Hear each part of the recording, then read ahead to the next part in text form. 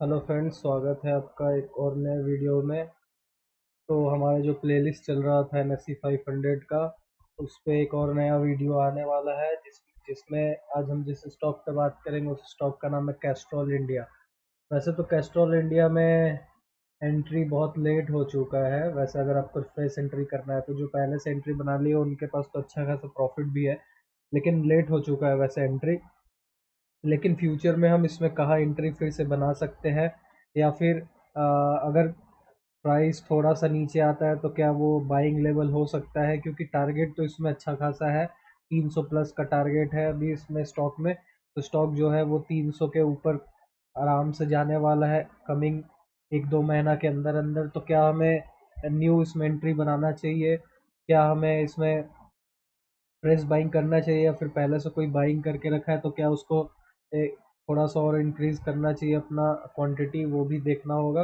तो फंडामेंटल से रिलेटेड जो भी वीडियो का है वो मैं डिस्क्रिप्शन में डाल दूंगा, रिलेटेड जो भी एनालिसिस है मेरा इस स्टॉक के ऊपर। वैसे तो स्टॉक जो है वैल्यूएशन में एक्सपेंसिव है, वैल्यूएशन के हिसाब से इसका प्राइस जो है वो 140 160 के आसपास होना चाहिए था। उससे ये काफ़ी ज़्यादा हाई प्राइस पर ट्रेड हो रहा है। फेयर वैल्यूएशन के हिसाब से 160 165 के आसपास होना चाहिए, तो उससे ज़्यादा प्राइस है। तो हो सकता है प्राइस तो तीन चीज़ पे काम करता है। पहला है कि अगर बायर इंटरेस्टेड है, क्वांटिटी बाइंग हो रहा है तो उस पर वो मूव करेगा ऊपर। दूसरा है कि अगर उसका फंडामेंटली बहुत अच्छा है, स्टॉक फंडामेंटली इम्प्रूव किया, फंडामेंटली उसमें कुछ काम हुआ है, फंडामेंटल जो है वो पिछली बार से अच्छा इम्प्रूव हो रहा है क्वार्टर एंड क्वार्टर या फिर हाफ ईयरली या ईयरली, तो तब भी स्टॉक मूव करता है अच्छा खासा। तीसरा है न्यूज़।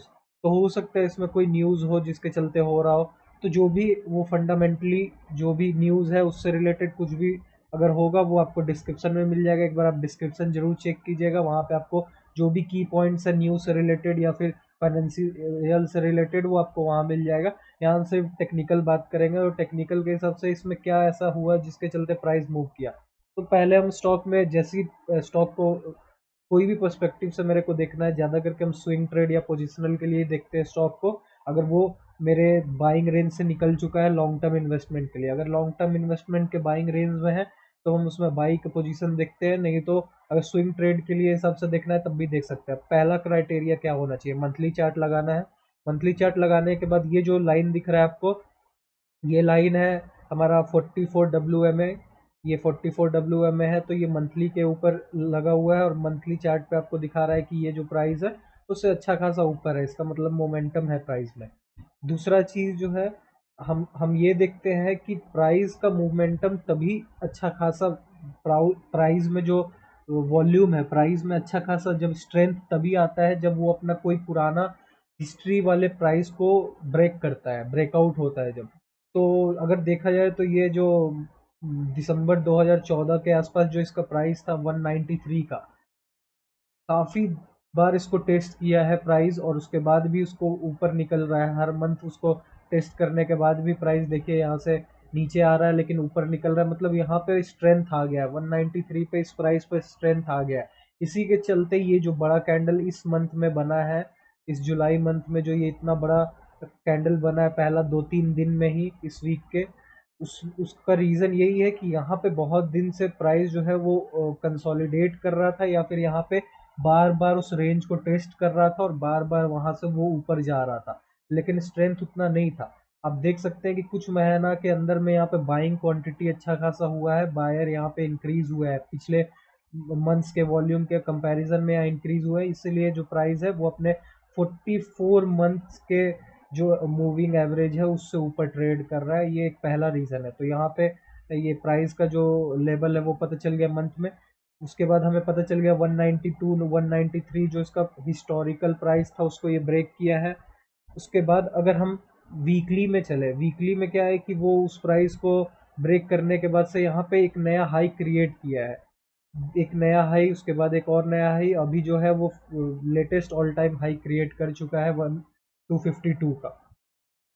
तो इससे हमें क्या पता चलता है कि अब ये जो 252 का प्राइस है, ये वीकली इस वीक का जो प्राइस है, इसमें हमें अभी कहाँ पोजीशन क्रिएट कर सकते हैं। जिनका पहले से पोजीशन है उनका बात तो अलग है, वो उनके पास तो बहुत सारे ऑप्शन है, वो प्रॉफिट बुक भी कर सकते हैं, उनका टारगेट अगर बड़ा है तो वो रुक भी सकते हैं, क्योंकि 300 प्लस जाएगा। ये जो मूवमेंट है, ये मोमेंटम जो है, ये 300 के पास जाके थोड़ा सा हो सकता है स्लो हो। तो यहाँ पे ये जो पहला पॉइंट है 230 का, जो इसका पिछला ऑल टाइम हाई था, उसको भी ये ब्रेक करके एक नया ऑल टाइम हाई क्रिएट किया है। वॉल्यूम भी देखिए इस वीक में अच्छा खासा है कंपेयर टू उसके कोई भी पहला वीक में। यहाँ बाइंग हुआ है अच्छा खासा। हो सकता है ये इंट्राडे का भी बाइंग हो सकता है, इंट्राडे में भी इसमें बाइंग हो रहा हो, लेकिन ये जो कैंडल है वो वीकली कैंडल वो बताता है कि नहीं, डिलीवरी में भी इसमें बाइंग है। अब डेली बेसिस पे अगर चलते हैं तो डेली बेसिस पे हमें एक आज के दिन सिर्फ अच्छा खासा क्वांटिटी बाइंग ग्रीन के साइड दिख रहा है। सेल भी हुआ है कुछ क्वांटिटी, जो कि आपको कैंडल पे दिख ही रहा है, ऊपर से सेल हुआ है थोड़ा, लेकिन फिर भी ओवरऑल जो है वो बुलिश कैंडल है, बाइंग हुआ है अच्छा खासा। अब ये जो 44 WMA का जो प्राइस है, इसका क्या रोल है? इसका ये रोल है कि इसके ऊपर जो भी प्राइस रहता है वहाँ पे बाइंग प्रेशर क्रिएट होने का चांस ज़्यादा रहता है। वहाँ पे हो सकता है कि प्राइस जब भी इस लाइन को लगाने का ये मोटिव है कि ये जो लाइन है वो 44 कैंडल का एवरेजिंग करते हुए, वेटेड एवरेज करते हुए चल रहा है, मतलब वेटेड का मतलब वॉल्यूम को भी संग में कंसीडर करते चल रहा है। तो इससे हमें ये पता चल जाता है कि 44 डे कैंडल का जो ये एवरेज है उससे ऊपर ट्रेड हो रहा है, प्राइस के नीचे हो रहा है। इसका क्या एडवांटेज है कि हमें ये पता चल सकता है, अगर प्राइस इस एवरेज प्राइस से ज़्यादा ऊपर की तरफ अगर निकल जाता है डेली बेसिस पे, तो हो सकता है कि प्राइस उसको रीटेस्ट करने के लिए उसके थोड़े पास आए, और अगर ये जो प्राइस का मूवमेंट है ये ज़्यादा दिन तक ऊपर रहता है तो हो सकता है फिर एवरेज प्राइस उसके पास जाए। दोनों में से कुछ एक हो सकता है। तो कंसीडरिंग ये फिलॉसफी, हो सकता है कि प्राइस अगले दिन थोड़ा रिटेस्ट करने थोड़ा नीचे आए, तो वहाँ पे एक प्राइस बाइंग का कंडीशन हो सकता है।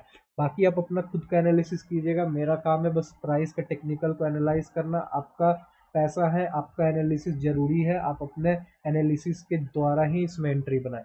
और अगर देखा जाए तो जो मेरे हिसाब से कोई कंसिडरेबल लेवल होना चाहिए, तो हम प्राइस को 45 मिनट के चार्ट पे रिव्यू करते हैं, जिससे कि मेरे को पता चलता है कि हाँ, क्या एक कैंडल का ही मूवमेंट था पूरे दिन स्ट्रेंथ था, कि मल्टीपल कैंडल में स्ट्रेंथ आया है। तो मल्टीपल स्ट्रेंथ कैंडल में रहता है तभी एक अच्छा बाइंग अपॉर्चुनिटी उसमें फ्यूचर में क्रिएट होता है, क्योंकि कभी कभी एक कैंडल में अच्छा मूवमेंट आने के बाद प्राइस पूरा कंटिन्यूस गिरता ही है, तो वहाँ पे थोड़ा रिस्की पोजीशन हो सकता है। तो अगर देखा जाए तो ये 1 जुलाई के से जो कैंडल स्टार्ट हुआ है वहाँ से अच्छा खासा मूवमेंट दिया है। तो हो सकता है कि यहाँ पे कुछ तो फाइनेंशियल और न्यूज़ के का भी कुछ हो सकता है यहाँ पे। तो हमें क्या है, हमें तो स्विंग ट्रेड के हिसाब से पहले देखते हैं कि क्या लेवल होना चाहिए बाइंग का। तो स्विंग ट्रेड के हिसाब से हम लेवल प्लॉट करते हैं, लेवल हमारा लग गया है तो उस हिसाब से स्विंग ट्रेड का लेवल सबसे पहले देखते हैं। स्विंग ट्रेड में हमें मिनिमम टाइम के अंदर मैक्सिमम प्रॉफिट लेना है, तो हमारा क्या हो सकता है पॉइंट।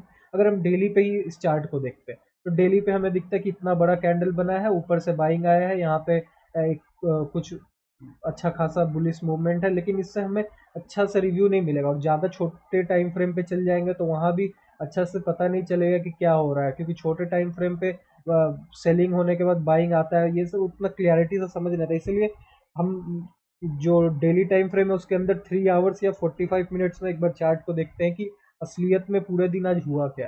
तो 45 मिनट्स में अगर चार्ट को रिव्यू करेंगे तो हमें दिखेगा कि पहले हाफ में तो अच्छा खासा यहाँ बाइंग आया है, लेकिन उसके बाद से लास्ट के समय में, आज के दिन के लास्ट आवर्स में यहाँ पे सेलिंग है। तो इससे हम पहला प्रिडिक्शन हम कर सकते हैं कि प्राइस जो है वो हो सकता है 236 के लेवल को टेस्ट करने आए। ये रिटेस्ट पॉइंट हो गया, यहाँ से अगर टेस्ट करके ये वापस निकलता है तो स्ट्रॉन्ग जो, और जो ये ट्रेंड है वो और अच्छा स्ट्रॉन्ग हो जाएगा। यहाँ पे जो भी बायर छूट गए थे बाई करना, वो भी अपना यहाँ पे बाइंग पोजीशन क्रिएट करेंगे। तो वो फिर हो सकता है कि इस ऑल टाइम हाई को फिर से तोड़ के एक नया ऑल टाइम हाई 260 265 के पास क्रिएट करे, ये भी हो सकता है। दूसरा क्राइटेरिया कंडीशन क्या हो सकता है? दूसरा कंडीशन हो सकता है कि इसमें जो भी पहले से बायर बैठे हुए हैं उनको उनको हो सकता है ऐसा लगे कि भाई हमारा टारगेट अचीव हो रहा है, या फिर जो अभी कुछ दिन कुछ समय पहले ही, मतलब 1-2 कैंडल पहले ही यहाँ पे बाइंग किए हो, उनका यहाँ पे गिरने के समय स्टॉप लॉस हिट हो गया, जो भी रीजन से सेलिंग हो जाए तो और एक पॉइंट जो है 190 226 227 के आसपास इस वाले रेंज पे यहाँ तक भी प्राइस टूट के आ सकता है, या फिर इसके मिड तक भी आ सकता है। हो सकता है कि इसके लो के पास तक 230 तक आए। यहाँ से भी अगर प्राइस आता है और यहाँ से भी जब रिवर्स होता है तो वो भी एक अच्छा ट्रेंड बन सकता है, ट्रेंड में मूवमेंट हो सकता है। उसके लिए हमें वॉल्यूम को देखते हुए चलना होगा कि वॉल्यूम में क्या है। जैसे यहाँ पे सिर्फ सेलिंग हुआ है इस 2 कैंडल पे, उसके पहले बाइंग हुआ है, उसके पहले भी थोड़ा थोड़ा बाइंग यहाँ होते हुए चला है। तो ये जो उसके पहले शांति था, यहाँ पे थोड़ा थोड़ा करके एक्यूमुलेट कर रहा था यहाँ पे बायर। तो उस हिसाब से अगर देखा जाए तो शांति के बाद ये जो स्टॉर्म आया है, फिर से ये स्टॉर्म जो है शांत हो तो वो 226 तक भी आ सकता है। 236 पहला रिटेस्ट, 226 सेकंड रिटेस्ट। अगर इसके नीचे प्राइस टूट के आ जाता है तो हमें 219 से पहले बाइंग नहीं करना है, 219 से रिटेस्ट करे तभी बाइंग करना है। तो ये 3 जोन है फ्रेश बाइंग के लिए।